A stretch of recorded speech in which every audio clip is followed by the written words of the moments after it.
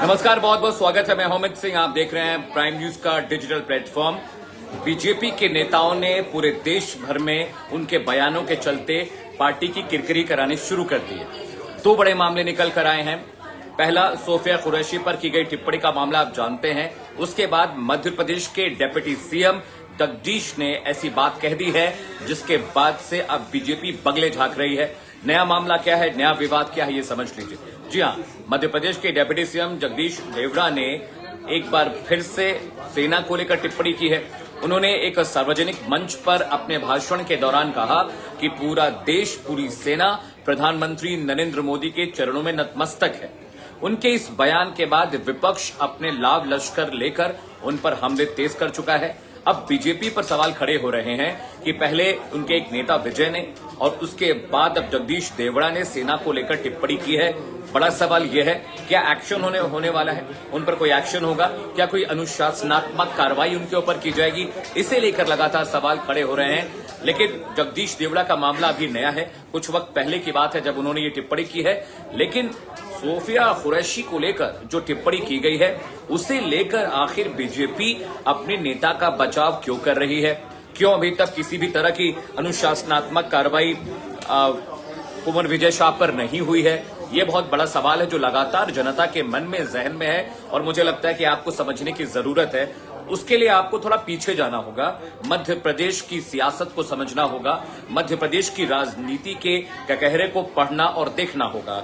विजय एक आदिवासी बैकग्राउंड से आते हैं, एक बहुत बड़ा आदिवासी चेहरा है, चाहे वो चुनाव लोकसभा के रहे हों या वो चुनाव विधानसभा के रहे हों।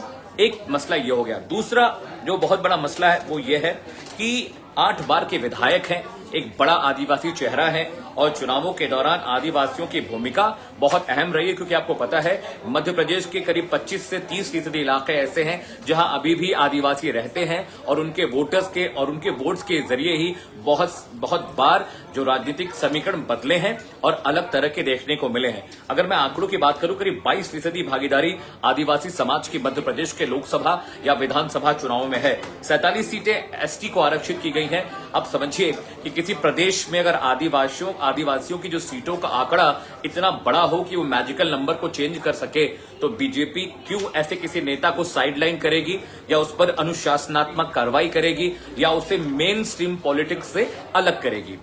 अब रहा तीसरा मसला जिसे लेकर बीजेपी इस मामले में कुछ भी बोलने से बच रही है। देखिए, ऑपरेशन सिंदूर के जरिए भारतीय जनता पार्टी ने, प्रधानमंत्री नरेंद्र मोदी ने, राजनाथ सिंह ने और पूरा जो कैडर बीजेपी का था, ये साबित करने की कोशिश करते रहे कि सेना का पराक्रम, सेना का शौर्य इतना मजबूत, इतना उत्कृष्ट है कि पाकिस्तान पर हुए हमले में हमने पाकिस्तान को धूल चटा दी। हमने उनके बड़े हवाई अड्डे जो बेस थे उनको नष्ट किया। हमने उनके फौजी जो अड्डे हैं, जो मिलिट्री इंस्टॉलेशन है, उसको तबाह बर्बाद कर दिया। और बॉर्डर पर भी बहुत सारे ऐसे इलाके थे पीओके में जहां पर आतंकवादी छिपे थे, उनकी ट्रेनिंग हो रही थी, उनको वहां पर फंडिंग होती थी और वहीं से वो भारत के इलाकों में दाखिल होकर आतंकवादी हमलों को अंजाम दे रहे थे। तो बीजेपी ने एक सख्त संदेश देने की कोशिश की है दुनिया भर के लोगों को। और हमारी जो इंडिजिनस मिसाइल सिस्टम है, हमारा एयरफोर्स है, हमारी जो मिलिट्री है, हमारी जो नेवी है, उन्होंने बहुत उत्कृष्ट तरीके से पाकिस्तान के खिलाफ इस ऑपरेशन सिंदूर में एक बहुत बड़ी भूमिका निभाई है। और अब रहा बीजेपी कोई कार्रवाई क्यों नहीं कर रही है, उसकी सबसे बड़ी वजह यही है। और बीजेपी ये जानती है कि अगर इतने बड़े आदिवासी चेहरे पर अगर कार्रवाई हो गई तो आने वाले वक्त में इसका खामियाजा उन्हें वोटों में चुकाना पड़ सकता है या उनका जो पॉलिटिकल लीडरशिप है वहां कहीं ना कहीं कोई ना कोई दिक्कत जरूर आ सकती है। अब जगदीश देवड़ा ने जो बयान दिया प्रधानमंत्री नरेंद्र मोदी को लेकर, उसे लेकर अभी तक बीजेपी की ओर से कोई प्रतिक्रिया नहीं आई है। कुछ वक्त पहले हमने बीजेपी के प्रवक्ता से इस बारे में बात की तो उन्होंने कहा कि जगदीश देवड़ा ने कोई भी ऐसी भाषा या कोई भी ऐसी टिप्पणी नहीं की जिससे सेना के शौर्य या पराक्रम को किसी भी तरह की क्षति पहुंची हो या कोई नुकसान पहुंचा हो। लेकिन बड़ा सवाल यही है कि राजनीति करेंगे या सेना के शौर्य और उसके पराक्रम के सम्मान को बचाने के लिए अनुशासनात्मक कार्रवाई करेंगे। अभी के लिए मेरे हाथ फिलहाल इतना ही, लेकिन लगातार हम बड़ी खबरें, बड़ी वीडियोज और बड़ी पोस्ट के जरिए दुनिया भर की खबरों से आपको रूबरू करा रहे हैं। देखने, पढ़ने, सुनने, समझने के लिए खबरों को आप देखते रहिए प्राइम न्यूज का डिजिटल प्लेटफॉर्म। नमस्कार।